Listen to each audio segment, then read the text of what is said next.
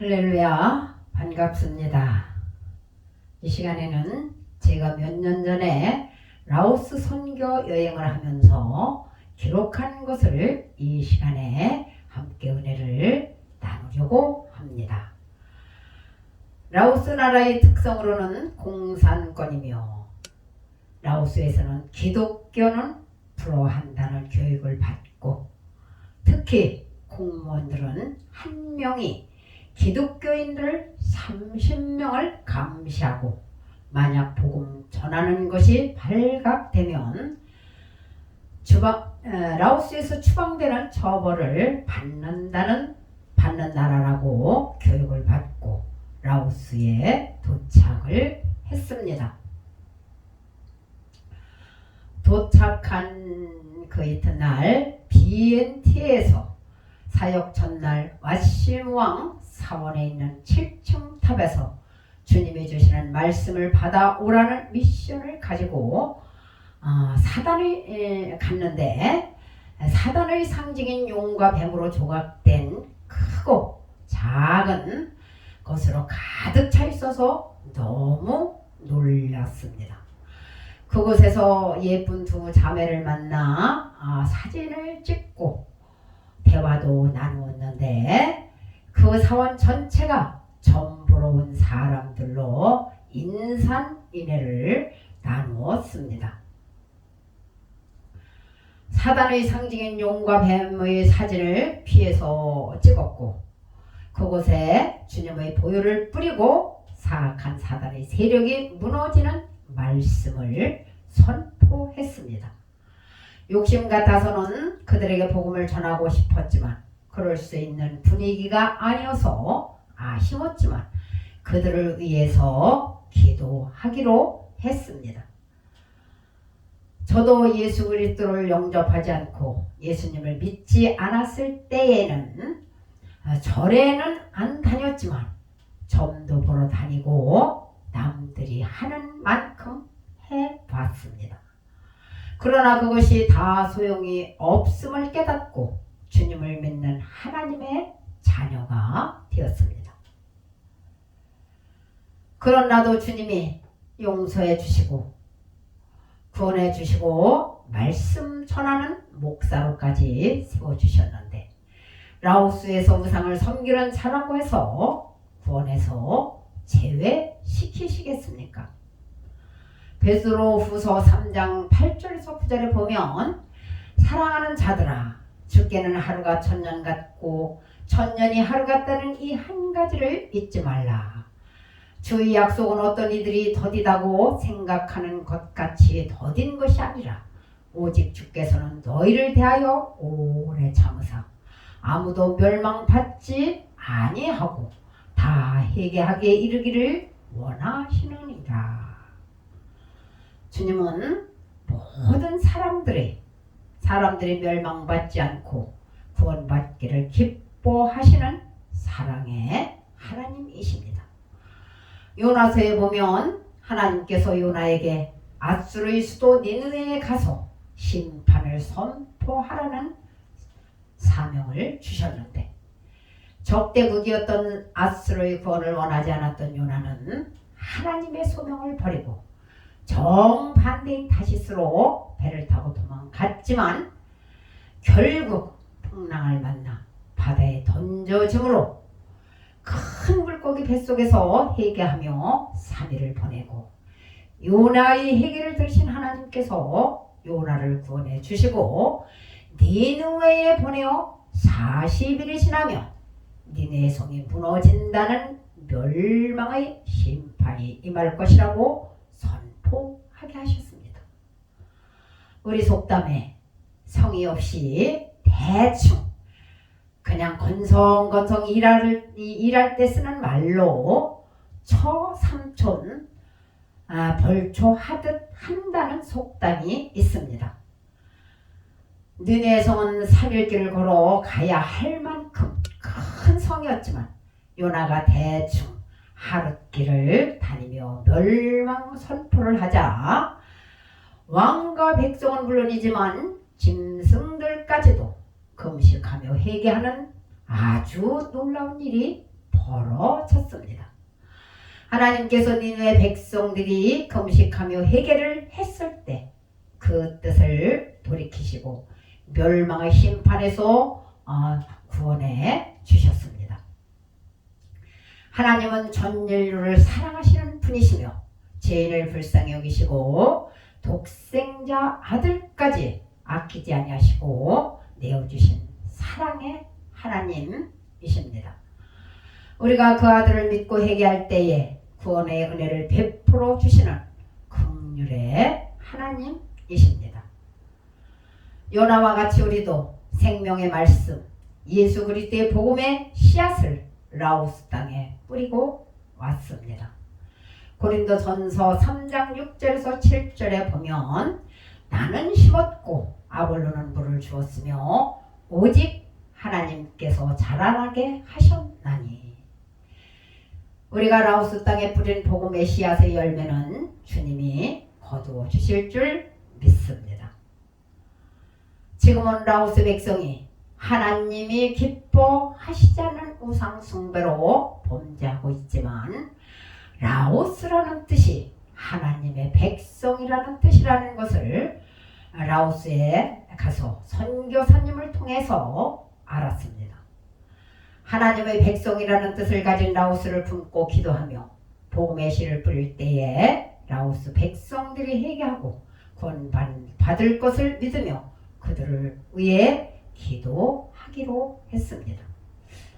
사역 둘째 날 언어 소통하는 훈련으로 시장에 들려서 동독대 후문으로 모이라는 미션을 가지고 출발하여 시장에서 망고를 사오려고 흥정을 하는데 어떤 남자가 한국말로 말을 걸어왔는데 그 사람은 베트남에서 왔다고 하면서 한국어를 공부했고 한국에 꼭 가고 싶다고 하면서 기회가 주어지면 한국에 오겠다고 하며 대화를 나누고 또 우리는 한국에 꼭 와줄 것을 부탁하고 또 우리는 예수 그리스도의 복음을 전하는 전도자라고 서로 이야기를 하고 헤어졌습니다.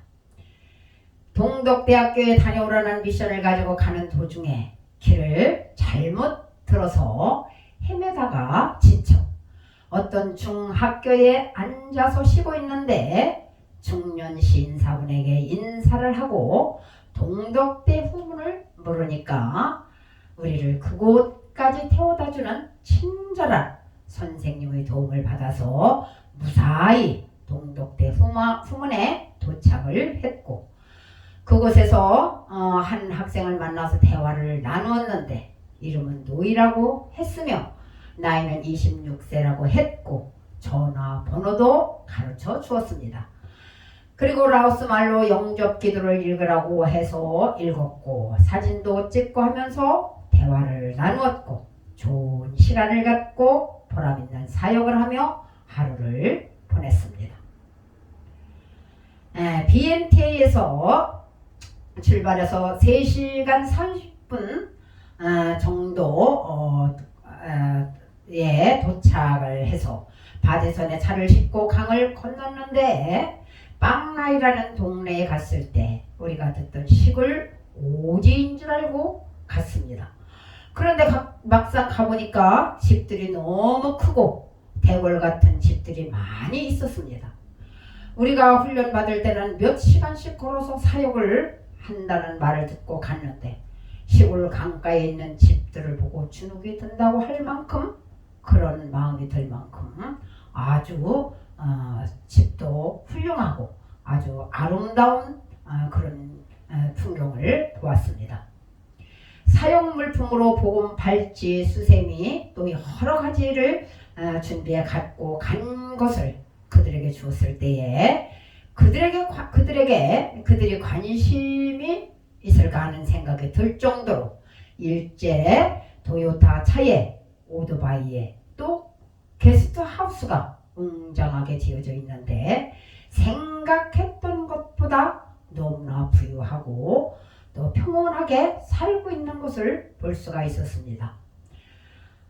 밥은 배고픈 사람에게 주어야 고마운 것이지 배부른 사람에게 밥이 고맙겠는가 하는 생각이 들 정도였습니다.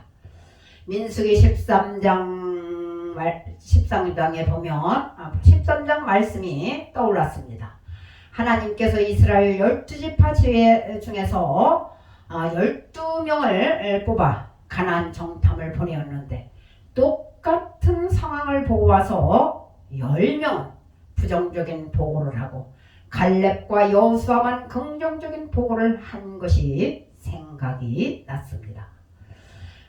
그들은 네피림의 후손인 아낙 자손의 거대한 신장을 보고 우리는 스스로 보기에도 메뚜기 같으니 그들이 보기에도 그와 같았을 것이라고 고백을 합니다. 하나님께서 이스라엘 백성을 애굽에서 출애굽시키기 전에 10가지 재앙을 내렸고 불과 구름 기둥으로 인도를 했으며 홍해를 가르고 육지같이 건너게 하셨고 또 흰 광야에서 만나러 양식을 먹여주시고 바위에서 물을 내어 먹이셨고 아말렉과의 전쟁에서 승리하게 해주신 하나님의 크고 능하신 기적과 이적은 까마득하게 잊고 외적으로 보이는 환경 앞에서 부정적인 보고를 한 것을 생각하면서 나도 그 10명의 한 사람은 아닐까 라는 생각을 했습니다. 그러나 우리에게는 주님이 계시고 성령님이 함께 하심을 믿고 그 동네와 시장을 정탐하였고 좁은 언덕길을 따라 올라가다가 내려와서 숙소로 돌아와 그 이튿날 그 언덕길을 올라가는데 왼쪽 집에 할머니 한 분이 계셔서 사바이디하고 인사를 하면서 우리는 까울리 한국에서 왔다고 소개를 했더니 반갑게 맞아주시면서 의자를 내어 오시더니 앉으라고 권하셨습니다. 조장님이라 우스어로 된 영접 기도문을 읽게 하고 영접 기도를 시켰고 그래서 복음 팔찌를 드리겠다고 하니까 싫다고 하셔서 수세미 또 다른 선물을 드린다고 해도 안 받으셨습니다. 그때 마침 옆집에 사는 40살 정도의 노처녀가 와서 복음 팔찌와 팩을 주니까 좋다고 하면서 함께 사진을 찍고 바쁘다고 하면서 영접 기도를 시키지를 못했습니다.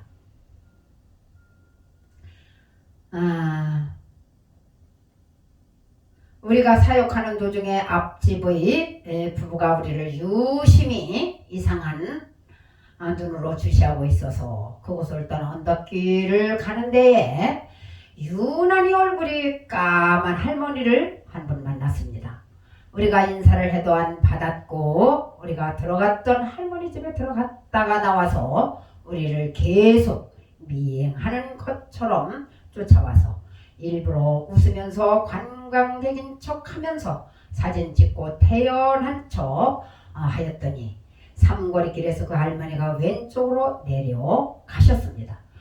우리는 그 삼거리에서 둘씩 헤어져서 사역을 하려고 하다가 그 할머니 때문에 그냥 함께 그 길을 따라갔는데 왼쪽 집에서 어떤 할머니가 나오셨는데 앞에 간 할머니와 대화를 나누고 그분은 가셨고 우리가 할머니한테 다가가서 사바이디하고 까울리라고 소개를 하자 이 할머니가 제 팔을 먼저 잡고 안으로 들어가자고 해서 따라 들어갔더니 찰밥과 고춧가루 안 넣은 한국 열무김치 같은 것과 또 과일, 고기로 갈아 만든 라오스 토속 음식으로 대접을 해주셔서 맛있게 먹고 사진도 찍고 조장님이 영접 기도도 읽고 영접을 하게 했습니다. 이 할머니는 83세이시고 이름은 단이라고 했으며 라오스에서 83세면 굉장히 장수하신 분인데 총기도 좋으시고 또 정정하시고 말씀도 아주 잘 하셨습니다. 우리나라에서 손녀딸이 왔을 때 손녀딸에게 하는 것 같이 우리에게 정겹게 해주셨습니다. 마침 그 집에는 다른 사람이 한 사람도 없었기에 마음 놓고 복음을 전하고 순적하게 영접 기도를 시킬 수가 있었습니다. 어제 정탐하다가 그 길을 그냥 지나쳐 버렸다면 그 단 할머니를 못 만났을 것인데, 그런데 성령님께서 그 할머니와 만날 수 있는 기가 막힌 타이밍을 준비하시고 우리와 만날 수 있게 해 하시고, 또 그 할머니가 먼저 우리를 집으로 데리고 가셔서 대접도 해 주시고 복음도 전할 수 있게 해 주신 주님을 찬양합니다. 노아 홍수 때에 노아 가족 8명을 구원해 주시고, 또 소돔과 고모라가 유황불로 멸망당할 때 롯과 두 딸을 구원해 주신 것과 같이 하나님께서 택하시고 구원하시고자 하는 영혼을 구원하는 예수 그리스도의 복음을 전하는 왕의 제사장으로, 왕의 대사로, 왕의 군사로서 주신 사명을 감당하겠노라고 다짐하며 한 생명을 천하보다 귀하게 여기시는 말씀을 붙잡고 생명의 말씀 예수 그리스도의 복음을 전하겠다고 함께 다짐을 했습니다. 세 번째 사역지인 사이나브리에서 아침에 시장에 들러서 어디를 갈지 몰라 마음속으로 성령님이 인도해 달라고 사거리에서 함께 기도하고 왼쪽 길로 돌아갔는데, 아이들이 눈에서 논둑을 파고 있어서 다가갔더니 아이들이 경계심을 놓지 않아 먼저 사탕과 선물을 나누어 주었더니 좋아해서 또 학용품을 나눠주고 인형을 상품으로 걸고 라오스어로 된 영접 기도문을 읽게 하였더니 서로 하겠다고 해서 모두 영접 기도를 시키고 사진도 찍으면서 사역하는데, 같은 차가 계속 우리가 있는 그 길을 왔다 갔다 하면서 해서 그 아이들과 헤어져서 동네로 들어갔습니다. 그런데 마침 어떤 여자분이 우리를 오라고 손짓을 해서 갔더니 그 집은 전통 소주를 내리는 집이었습니다. 그 아주머니가 우리를 부른 것은 소주를 팔려고 부른 것 같았는데, 먼저 아이들에게 사탕을 주고 그 딸에게 팩과 선물을 나누어 주었더니 아주 좋아했고, 그래서 대화를 나누고 딸과 엄마에게 영접 기도를 시키고 길을 나섰습니다. 어떤 할머니가 빨간 전통 의상 같은 옷을 입으시고 있어서 들어가 보자고 의논하고 있는데, 그 할머니가 먼저 보고 손짓으로 우리를 불러서 들어갔습니다. 우리를 소개하고 사진을 찍어도 되겠느냐고 묻자 이 할머니가 안으로 들어가서 옷을 단장하고 나오셔서 함께 사진도 찍고 할머니와 며느리에게 영접 기도를 시켰습니다. 대화를 나누는데 아이들이 들어왔는데 보니까 아까 논에서 만난 그 아이들이었습니다. 그때는 이 아이들이 우리를 더 반가워했고, 큰 아이는 9살 떼이따이며 까웃 수아와 5명이 그 집의 아이들이었습니다. 논에서는 7명의 아이들과 놀다가 헤어졌는데 이제는 경계하는 마음도 없었고 사진도 찍고 줄넘기도 했고 또 그 즐거운 시간을 갖고 헤어질 때가 되자 이 아이들이 더 아쉬워하는 것 같았습니다. 우리가 길을 나서서 나오는데 먼 곳까지 따라오면서 길이 갈라지는 곳에서 다시 헤어졌습니다. 우리가 만난 사람들 중에서 가장 어렵게 사는 집 같아 보였는데 신발도 신지 않고 다니는 아이도 있었습니다. 그 아이들이 지금도 눈에 아른거리며 그곳에서 만난 영혼들을 위해서 기도하며 하나님께서 다시 기회를 주시면 다시 한번 찾아가 부려놓은 씨앗에 물도 주고 가꿀 수 있는 기회가 오기를 소망합니다. 마지막 사역지인 루앙 파방에 저녁에 도착을 해서 게스트하우스를 구하지 못해 애를 먹었습니다. 그곳에는 외국인 관광들이 홍수를 이루는 곳이며 이곳이 한국인지 라오스인지 구분이 안 될 정도로 한국 관광객들이 많이 있었습니다. 야시장이 열리는데 말로만 듣던 또 유행가 가사 속에서 듣던 홍콩의 밤거리만큼 볼만한 시장을 형성하고 있었습니다. 첫날 푸시산을 올라갔다가 메콩강을 끼고 영혼을 찾다가 한국에서 지어준 대학이 있다고 해서 스파누봉 대학으로 갔는데 그곳에 아이들 7명이 있어서 사탕과 선물을 나눠주고 라오스 일대 대통령 동상 앞에서 사진을 찍고 그 아이들을 한적한 곳으로 데리고 가서 영접 기도를 시키려고 했는데 어떤 남자가 오토바이를 타고 와서 우리를 지켜보고 있어서 우리는 한국인이라고 설명을 하는데 그때 마침 한국에서 파견 나간 교수가 차를 타고 우리 앞을 지나자 코리안이라고 해서 보니까 그분이 내려서 우리를 사무실에 들려서 쉬어 가라고 초청을 했습니다. 우리는 아이들에게 이곳에서 기다리라고 하고 사무실에 갔고 그 대학교는 노무현 대통령 때에 우리 정부가 지원해서 지은 학교이며 학생은 약 4,000명 정도이고 우리나라에서 지속적으로 관심을 갖고 지원하고 있다는 설명을 해 주었습니다. 그분이 차에 태워서 학교를 견학시키며 설명도 해주고 또 식사 때가 되어서 그분이 식당까지 데려다 주겠다고 해서 차를 탔는데 학교 앞 시장에서 내려주는 줄 알았더니 루앙파방 시내를 돌며 메콩강 건너까지 관광을 시켜주며 가이드 역할을 하셔서 우리가 식사 대접을 하겠다고 했더니 단골 식당이라고 하는 곳으로 안내를 하고 우리가 밥을 다 먹기 전에 그분이 식사비를 계산하시고 편안한 여행을 하라고 하시면서 헤어졌습니다.